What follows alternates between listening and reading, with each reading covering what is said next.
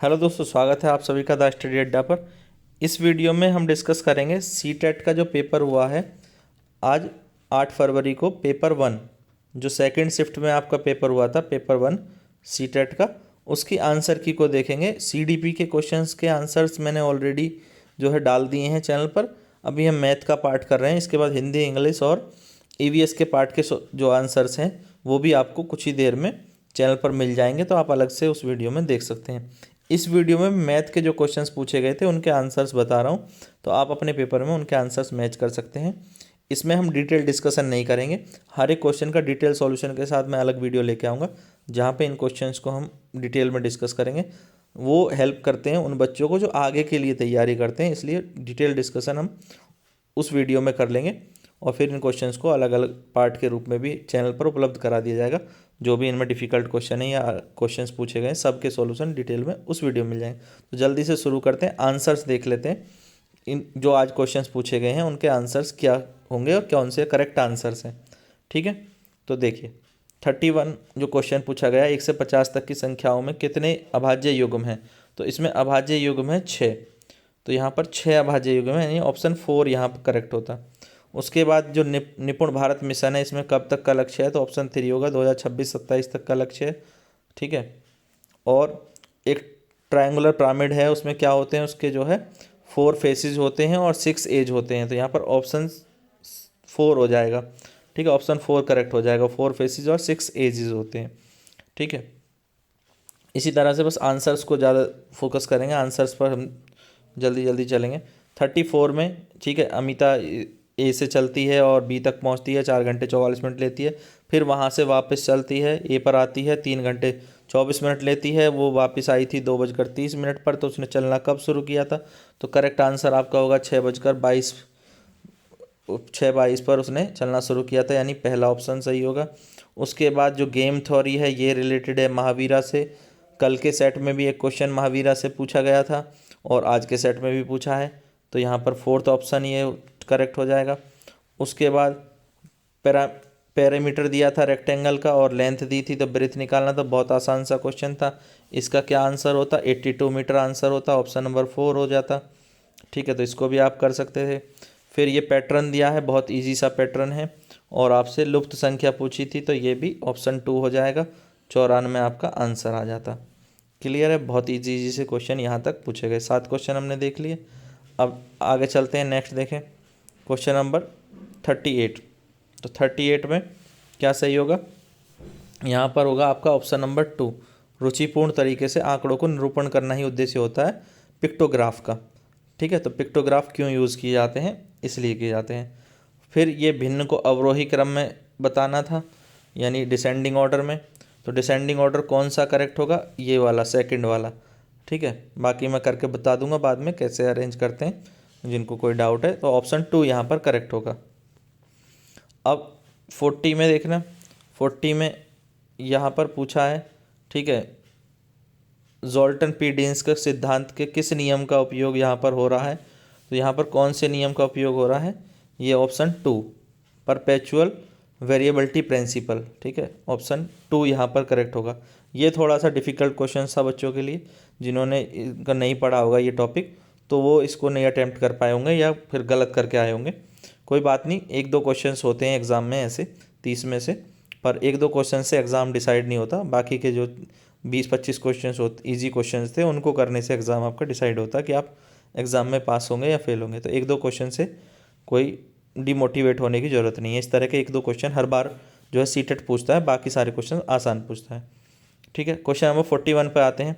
तो question number 41 का क्या करेक्ट आंसर था, तो क्वेश्चन नंबर 41 में जो आपका करेक्ट आंसर है वो option 1, A B D true है और सी फॉल्स है। यहाँ पर ये जो 4 स्टेटमेंट दिए गए हैं इसमें सी फॉल्स था और बाकी सारे ट्रू थे।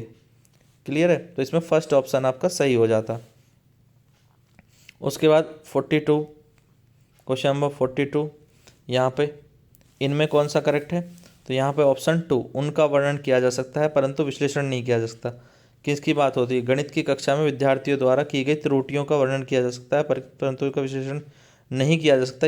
ये कथन सबसे कम उपयुक्त है, तो इसलिए ऑप्शन 2 यहाँ पर करेक्ट है, सबसे कम उपयुक्त बताना था। फिर 43 में देखें, 43 में तो 43 में करेक्ट ऑप्शन कौन सा है? Option 3 B C D, B C और डी। ठीक है, कौन कौन से चरण शामिल होते हैं समस्या समाधान विधि में? तो यहाँ पर आप देख लेंगे ये तीनों चरण शामिल होते हैं, बाकी नहीं होते हैं, इसलिए ऑप्शन 3 करेक्ट था। नेक्स्ट क्वेश्चन नंबर 44 में, क्वेश्चन नंबर 44 में जो है ऑप्शन 1 करेक्ट है। ठीक है, अनुमेय, सन्निकट और दिक् स्थान संबंधी विवेचन का उपयोग करके समस्या समाधान करना। क्वेश्चन नंबर 45 कौन से स्तर पर है बच्चा? तो वो लेवल 2 पर है, संबंधों की समझ। ठीक है, रिलेशनशिप वाले ऑप्शन पर, तो ऑप्शन 4 यहाँ पर करेक्ट हो जाएगा 45 में। फिर कौन से एक सममित रेखा वाला अक्षर कौन सा है? एक सममित रेखा वाला अक्षर है वी। ठीक है, ऑप्शन 3 हो जाएगा, वी जो है वो एक सममित रेखा वाला है। उसके बाद नेक्स्ट 47 में, तो 47 में कौन सा करेक्ट है? यहाँ पर 128, ऑप्शन नंबर 4 करेक्ट है। ठीक है, नेक्स्ट देखिए क्वेश्चन नंबर 48, 48 में क्या सही होगा? 48 में ऑप्शन 1, एक आयत जिसकी लंबाई और चौड़ाई की आधी है तो उसका क्षेत्रफल ज्ञात करना है, तो ये ऑप्शन 1 करेक्ट होगा। 49 में देखिए, 49 में कौन सा करेक्ट है? 49 में ऑप्शन 3 करेक्ट है। ठीक है, 49 में ऑप्शन 3, वह आंकड़ों को एकत्रित करने के विद्यार्थी को स्कूल कैसे जाते हैं, ये सब चीज़ें हैं। क्वेश्चन नंबर 50, क्वेश्चन नंबर 50 में कौन सा करेक्ट होगा? देखिए इसमें 4 यूनिट वाला, 4 यूनिट ये फर्स्ट ऑप्शन है, तो ये 4 यूनिट वाला करेक्ट होगा। ठीक है, फर्स्ट ऑप्शन 50 में।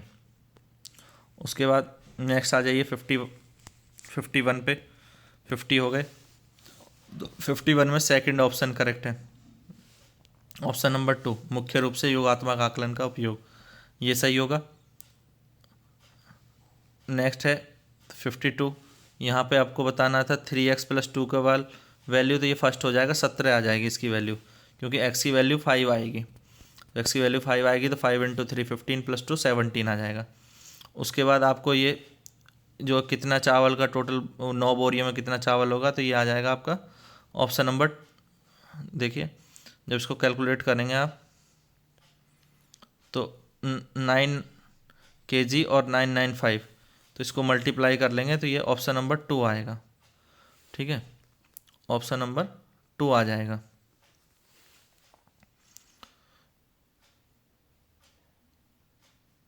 करेक्ट है। नेक्स्ट देखें 54 में, 54 में कौन सा सही है? तो 54 में आपका ऑप्शन नंबर 4, एक पैकेट में 60 टॉफ़ीज़ और ये समीर अपने मित्रों में बांटना चाहता है, उसके हर मित्र को कितनी टॉफ़ी मिलेंगी? ऐसा क्वेश्चन जो है वास्तविक जीवन की स्थिति के उदाहरण से संबंधित हो जाएगा। नेक्स्ट क्वेश्चन नंबर 55, तो 55 में भी ऑप्शन 4 सही है, अधिगम में रह गई महत्वपूर्ण कमियों का पता लगाना, उसके अनुसार शिक्षण शास्त्र में संशोधन करना, ऑप्शन नंबर 4 होगा। फिर 56 में इन अंकों को जो है 5 अंकों की बड़ी से बड़ी संख्या बनानी थी, 5 अंकों की छोटी से छोटी संख्या बना करके फिर आपको उनका अंतर निकालना था, तो ये आ जाएगा 66942, यानी ऑप्शन नंबर 1 हो जाता। 8 के स्थानीय मानों का अंतर बताना था, जो कि कितना होता? ऑप्शन नंबर 4, 799200, ये अंतर आ जाता स्थानीय मानों का। उसके बाद 58 में देखें कंप्यूटेशनल स्किल, तो कंप्यूटेशनल स्किल को कैसे बढ़ाया जा सकता है? इसमें सही होगा आपका ऑप्शन नंबर 2, अवधारणाओं और क्रियाकलापों को स्पष्ट करने पर अधिक अभ्यास पर बल देने के द्वारा, ऑप्शन नंबर 2। नेक्स्ट देखिए 59 में प्राथमिक कक्षा में गणित के पाठ्यक्रम के बारे में सबसे कम उपयुक्त है, कौन सा कथन कम उपयुक्त है? तो इसमें कम उपयुक्त कौन सा होगा? आनंददायक और स्थिर होना चाहिए। ठीक है, गणित का पाठ्यक्रम तो आनंददायक और स्थिर होना चाहिए, ये कथन सबसे कम उपयुक्त है यहाँ पर। ठीक है, बाकी के जो कथन है वो ज़्यादा उपयुक्त हैं। नेक्स्ट लास्ट क्वेश्चन जो मैथ में पूछा गया 30 क्वेश्चन में से लास्ट क्वेश्चन था, क्वेश्चन नंबर 60, तो इसका सही आंसर क्या होगा? निम्न में से कौन सा कथन सही नहीं है? तो सही नहीं है ऑप्शन नंबर 2। ऑप्शन नंबर 2 क्या है? ऑप्शन नंबर 2 है 2 न्यून कोणों को एक साथ रखकर एक प्रतिवर्ती कोण बनाया जा सकता है। यानी एक रिफ्लेक्स एंगल बनाया जा सकता है, ये कथन गलत है। तो ऑप्शन 2 यहाँ पर गलत है, इसलिए यही इसका सही आंसर होगा। क्लियर है, ये बात समझ गए? ये क्लियर हो गया, नहीं हुआ? ठीक है, तो जितने भी क्वेश्चंस थे सीडीपी के और मैथ के, इनके जो सॉल्यूशन हैं वो मैंने बता दी हैं। डिटेल डिस्कशन हम बाद में करेंगे, किसी और वीडियो में कर लेंगे। और इन सारे क्वेश्चंस को भी मैं अलग अलग सॉल्व करके अलग अलग क्वेश्चंस के वीडियो भी डालूंगा चैनल पर, और एक पूरा वीडियो डालूंगा जिसमें हम मैथ के क्वेश्चंस को डिटेल में सॉल्व करेंगे, और बाकी के जो क्वेश्चंस हैं उसका भी डिटेल डिस्कशन कल या परसों की क्लास में कर लेंगे। तो अभी के लिए आंसर की बहुत ज़रूरी थी, तो आंसर की बना दिए। वीडियो पसंद आया तो लाइक कर दें वीडियो को, और शेयर कर दें अपने सभी दोस्तों के साथ। जो भी आंसर चेक करना चाहते हैं अपने आंसर चेक कर सकते हैं इस वीडियो से, और चैनल को सब्सक्राइब कर लेंगे आने वाले वीडियोज़ के लिए। Thank you guys, thanks for watching.